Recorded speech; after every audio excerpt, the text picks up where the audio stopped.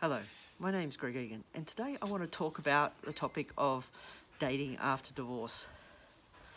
In full disclosure to this, I have been through 2 divorces in my life, unfortunately.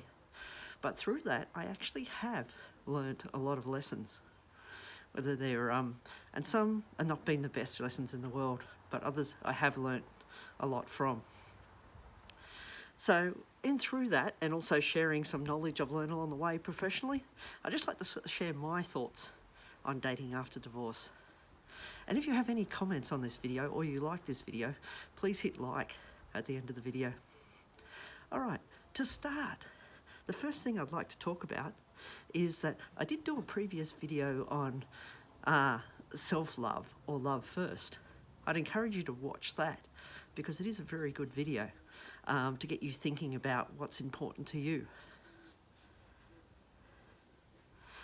Now, my general advice is if you've just recently exited a long-term relationship or you've recently got divorced, then don't date straight away.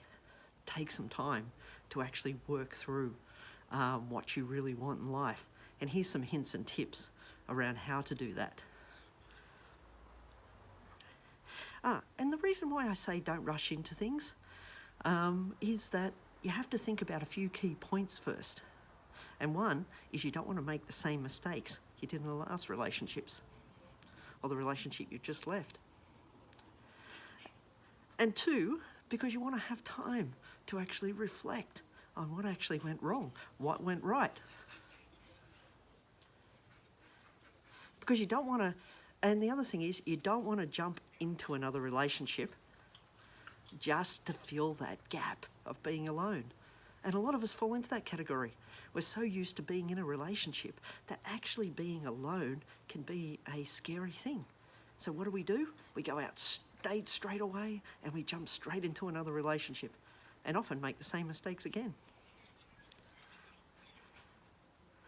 And also, financially, divorce and separation can sometimes be quite expensive, especially if you've spent time in the family court in Australia.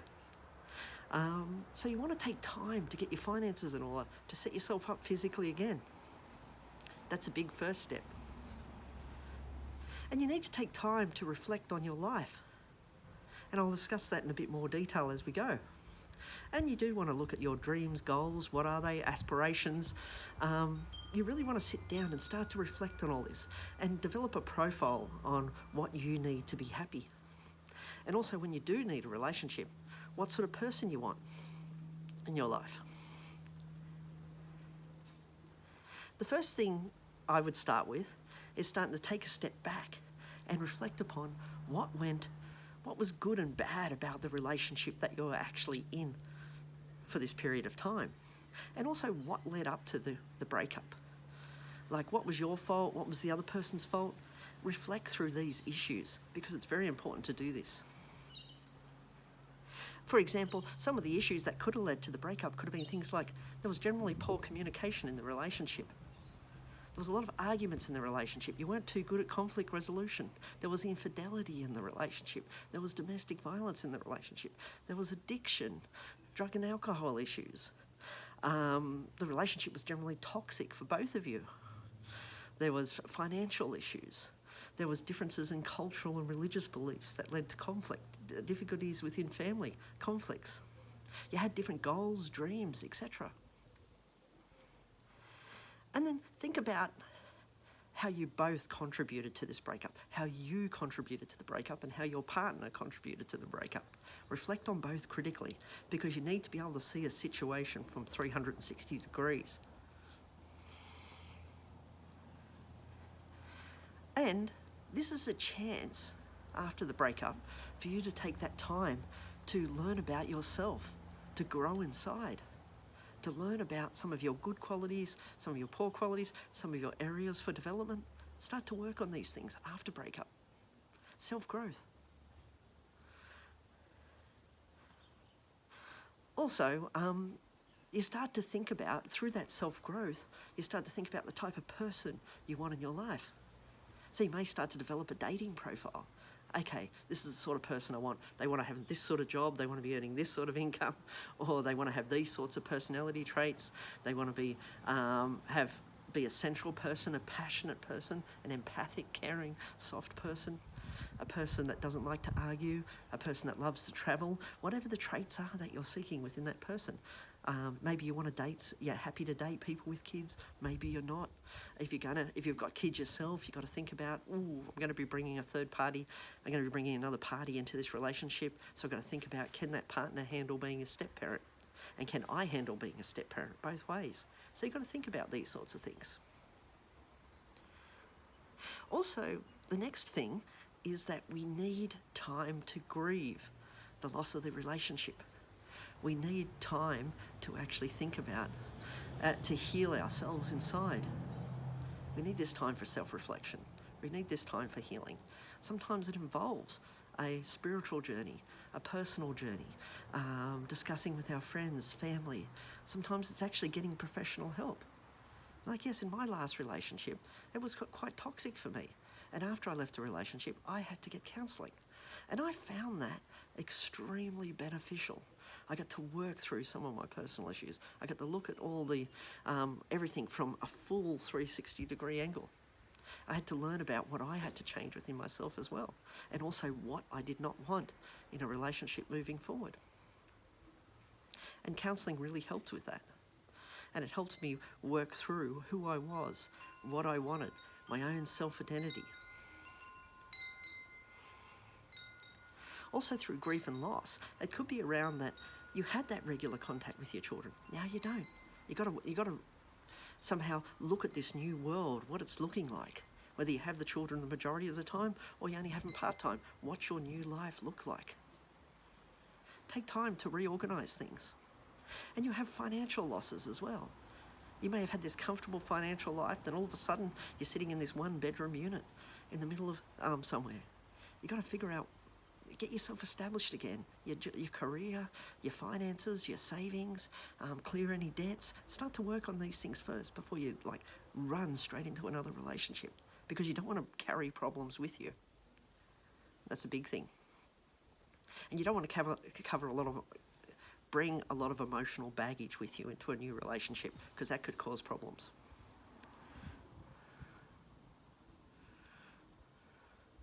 And forgive me, because I am looking down, sort of reading some notes, so I do get to cover a lot of issues in this. And so this is about doing that inner work. And when you start to think about, am I ready for dating? Ask those things. Have I got my finances in order? Have I set myself up comfortably? Have I got my routines back in place, whether they're work, whether they're things to do with kids, or just general life in place? Have I got all my routines in place? Finances order, physical location. Also, can I say to myself, have I reflected? Have I learnt from my past? Have I shown some self-growth? Have I done some sort of journey within myself to become a better person, but also to heal from things that have happened to me? Have I done this? Have I done this? Next, the question that you want to ask yourself is, am I happy within myself? Do I now accept myself, for good or for bad, for areas of development? Do I accept and love the person I am? Because you want to be happy in yourself, happy in your life, before adding another party into this process. Because you don't want love and relationships to be the key to your happiness. You want them to be an addition to your happiness. You want them to add value to it.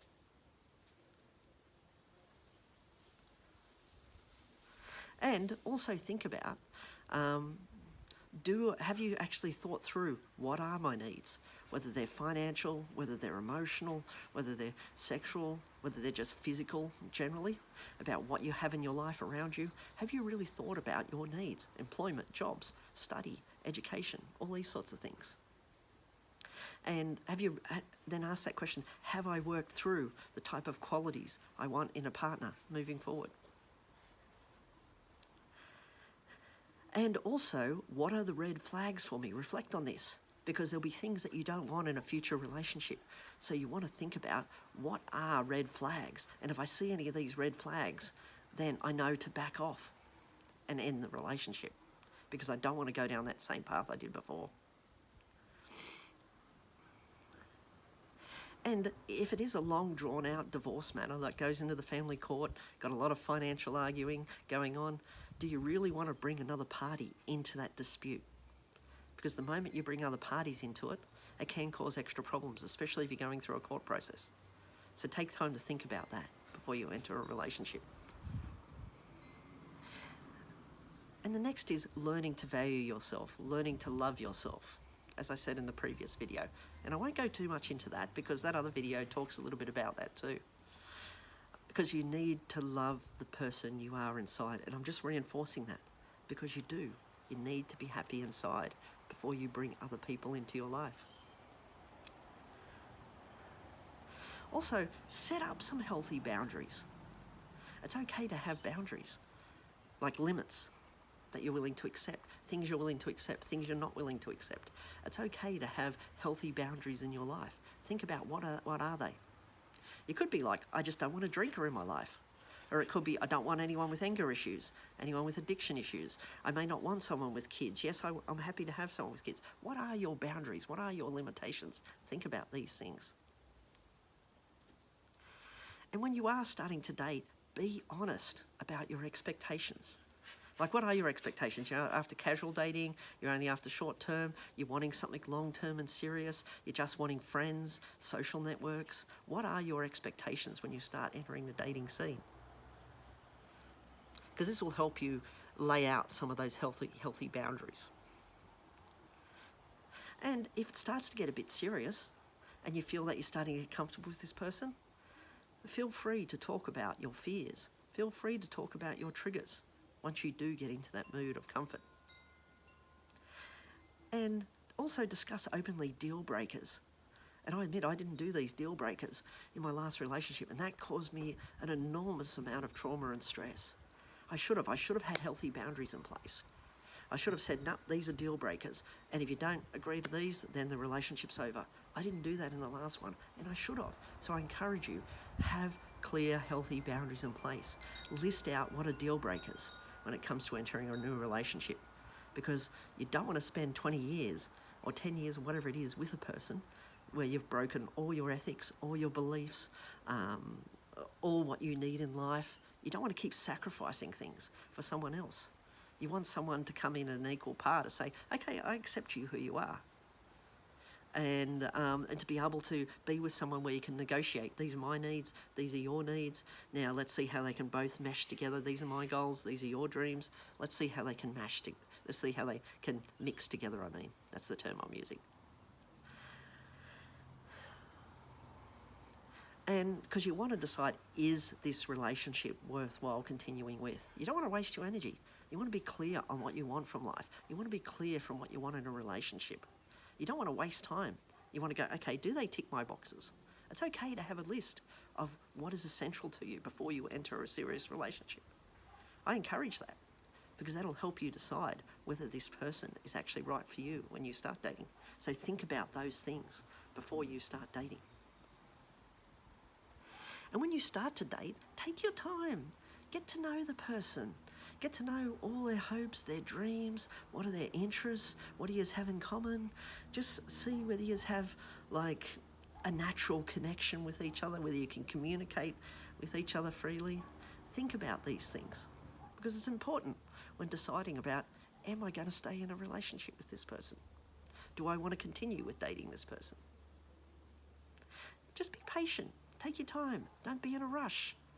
Because we know passion, lust, attraction, it can be very addictive. So take a step back, reflect, and review the relationship to decide, is this for me or is it not? And yes, I believe if you've gone through this process of self-healing, understanding yourself, understanding what your needs are, understanding what you're willing to accept in life, then yeah, you can find love again. You can be happy again. But do the work first. Do the work on yourself. And do that analysis of what you really need and want in life. And other tips for when you start dating is the technology. If you haven't been in the dating scene for a long time, oh my God, there is so many dating apps. There are so many dating websites. Go through them, analyse them, decide them, because different dating sites have different targets they're actually aiming at of types of people. So read about them, read the reviews, look at the fees, the costs, decide whether it's something that you want to commit to using these dating apps. Also read the reviews, because some of the dating apps are very dodgy and some of the dating websites are very dodgy. So check them out. Also read up on things like dating scams, because you want to be aware of these once you start hitting that dating scene again. And a big one is, whenever you're dating on these dating sites, if a person tries to take you to a third-party website or asks you for money in any sort, even before you meet them, then that's a big no-no. Walk away, block them, disappear, because there's a lot of cons going on out there as well, and you don't want to get caught up in them, and you don't want to be heartbroken again. Also, when you start to get to know someone on an online dating site, start off with texting, start off with voice calls, and before you meet them, I highly recommend that you actually do a video call, because you don't want to be catfished. If you've ever seen that TV series Catfish, you want to actually know that the person you're talking to is the person in the photos. So call them by video, have a quick video chat, see if you have that natural chemistry even before you meet up. And when it comes to chatting by video, yeah, you can do your normal video call through your phone, but you've also got other apps like Skype, like WhatsApp, like Instagram, like Facebook. There's a Snapchat. There's a variety of ways that you can actually do voice chat and video chat. And when you do go to a dating, if it's the first time you're meeting a person, maybe tell a close friend. Maybe have some sort of text message that you can say, can you text me within 15 minutes of this date, just to see if I'm doing okay? Just as a safety thing, because it's always good to be safe when you're dating in the new age.